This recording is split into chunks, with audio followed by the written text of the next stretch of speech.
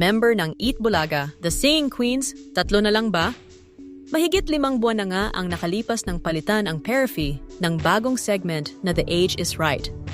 At kasabay nga ng pagkawala ng Perifee ay ang pagdalang ng paglabas ng mga singing queens sa Eat Bulaga.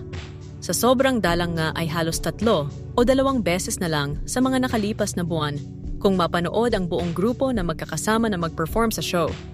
Huling beses nga na magkakasama ang 5 member na kumanta sa entablado ng Eat Bulaga ay noong June 6, 1 buwan mahigit na ang nakakaraan. Bagamat panakanaka, masaya pa rin naman ang mga supporters ng grupo na napapanood pa rin sila sa Eat Bulaga. Kahit pa naiilan lang sa mga member nito ang napapanood sa show.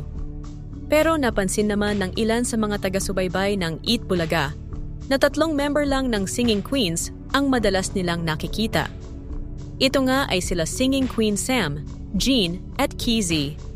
Habang hindi pa rin nila nakikitang muli sila Singing Queen Anne at Eunice.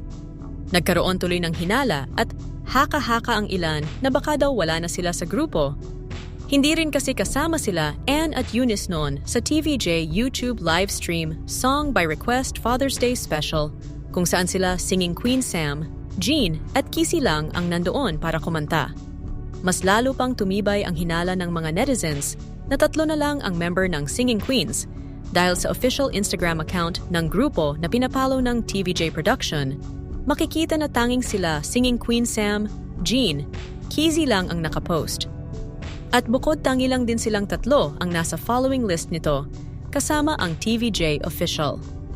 Kaya naman, panay na rin tanong ang mga supporters nila kung bakit hindi na nakakasama sila Singing Queen Anne at Eunice sa Eat Bulaga. Gayunpaman, wala pang pahayag ang TVJ official na magpapatotoo sa hinala at haka-haka ng ilan na baka daw di umano ay 3 na lang na ngayon ang member ng Eat Bulaga, The Singing Queens.